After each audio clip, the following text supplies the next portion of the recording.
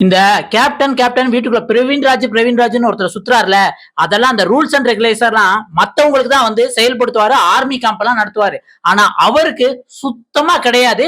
Rules and ரெகுலேஷனை மீறதுக்காகவே சில விஷயங்கள் பண்றாரு. அதுவும் யார் கூட இந்த சூப்பர் டீலக்ஸ்ல வந்து அன்பு கேங் இருக்கிற அவங்க கூட பண்ணிக்கிட்டு இருக்காங்க. அது மட்டும் இல்லாம அன்பு கேங்ல வந்து நம்ம சபரி இருக்காருல்ல, சபரியோட தங்கச்சி, அதாவது உடன்பிறவா தங்கச்சி ரம்யாஜோ இருக்காங்களே, அவங்க ஒரு பிளான் போடுறாங்க. அடுத்த வாரம் எப்படியாவது ஃப்ரீ நாமினேஷன் பாஸ் வாங்கியே ஆகணும் அப்படிங்கிற மாதிரி வந்து ஒரு பிளான போடுறாங்க நைட்டு. அதுக்கான கவுண்டும் ரெடி பண்ணி வச்சிருக்காங்க.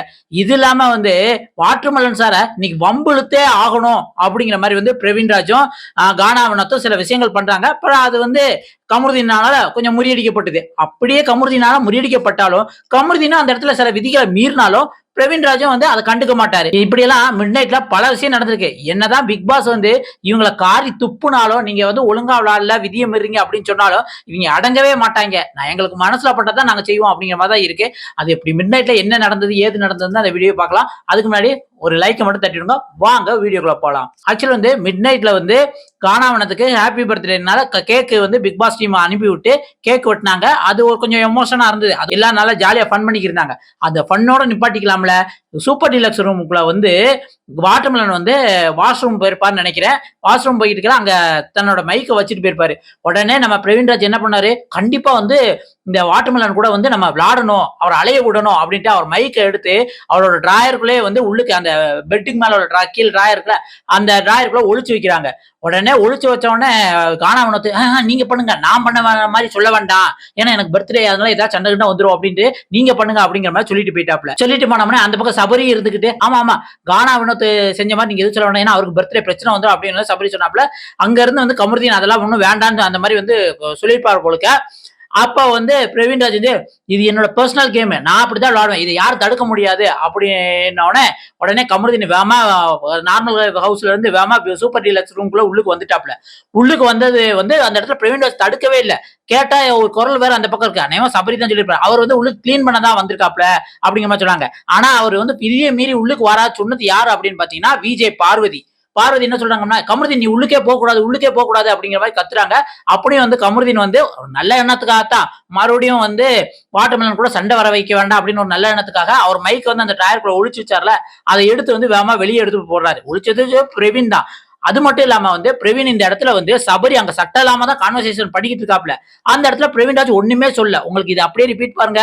இதே இது வந்து வாட்டர்மெலன் சட்டை போடாம இருந்தா அந்த இடத்துல வந்து சட்டங்கள் பயங்கரமா வந்து பிரவீன்ராஜ் வந்து வாட்டர்மெலன் மேல போடுவாரு. ஆனா இந்த டைம் அன்பு கேங் கிட்ட போய் அப்படின்னம்னா ஐயா சாமி இந்த கவுண்ட் பண்ணி ஒரு படத்துல வந்து கையை கட்டிட்டு வந்து முதலாளியை பத்தி வருவார்ல, அது மாதிரிதான் பிரவீன்ராஜ் சூப்பர் டீலக்ஸ் வரையில வருவாப்புல. அதனால சபரி அந்த இடத்துல சட்டை போடாம இருந்தாலும் சரி, அதான் கொஞ்ச நேரம் இருந்தா பரவாயில்ல, நிறைய நேரம் இருந்துகிட்டு கான்வர்சேஷன் வந்து ரம்யா கூட பேசிக்கிறாரு, எல்லா கூட அந்த இடத்துல ஒண்ணு கூட சொல்லல, சட்டை போடுங்க வைங்க அப்படின்னு ஒண்ணு சொல்ல.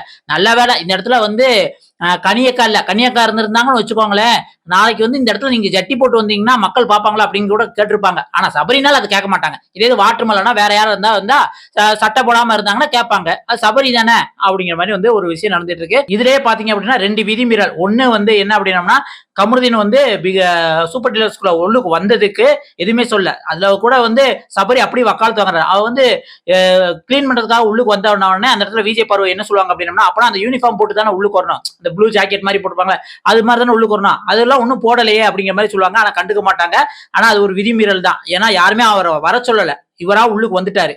சரி, இன்னொரு விதிமுறைகள் என்ன அப்படின்னு பாத்தீங்க அப்படின்னம்னா சொன்னாங்க இந்த வீட்டுக்குள்ள யாரும் சட்டை போடாம இருக்கக்கூடாது அப்படின்னு சொன்னாங்களா, அந்த விதிமுறைகளையும் வந்து பிரவீன்ராஜ் கேட்கல. சரி, இதுக்கு அப்புறம் வந்து ரம்யா ஜோ சில விஷயங்கள் பண்றாங்க.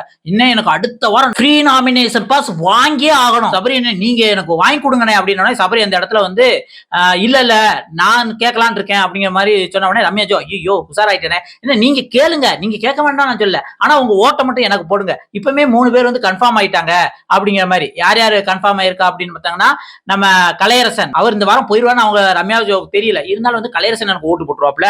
அடுத்து வந்து கனியக்கா எனக்கு ஓட்டு போட்டுருவாங்க. அடுத்து எஃப்ஜே எனக்கு எப்படி ஓட்டு போட்டுருவான். அதே மாதிரி வந்து சபரி நீங்களும் எனக்கு போட்டீங்க அப்படின்னா இந்த வாரம் 4 ஓட்டு ஆகி போயிரும், நான் நாமினேஷன் ஃப்ரீ பாஸ் எனக்கு கிடைச்சிரும். ஆடா பாவிகளா, இப்படித்தான் ஒவ்வொரு வாரம் வந்து நாமினேஷன் ஃப்ரீ பாஸ் வாங்கிட்டீங்க. ஏற்கனவே கனி வந்து 5வது வாரம் கிட்டத்தட்ட நாமினேஷன் ஃப்ரீ பாஸ் வாங்கி கனி அப்படியே ஓட்டிக்கிட்டு இருக்கு. இப்ப ரம்யா ஜோவும் அப்படியே வந்து காலத்தை கழிக்கலாம்னு தான் பாக்குறாங்க. இப்படிதான் வந்து மிட் நைட்ல எல்லாமே வந்து அன்பு கேங் வந்து ரூல்ஸ் மீறது, இந்த எதை டிஸ்கஸ் பண்ணக்கூடாதுன்னா அதை டிஸ்கஸ் பண்றது, இப்படி எல்லாம் வந்து கேமை கொலாஸ் பண்றதே பண்ணிட்டு இருக்காங்க. அது பார்க்க ரொம்ப இரிட்டேட்டடா இருக்கு. இதை பத்தி உங்களோட கருத்து என்ன அப்படிங்கிறத மறக்காம கமெண்ட்ல சொல்லுங்க. அடுத்த ஒரு வீடியோல சந்திக்கலாம். நன்றி, வணக்கம் மக்களே.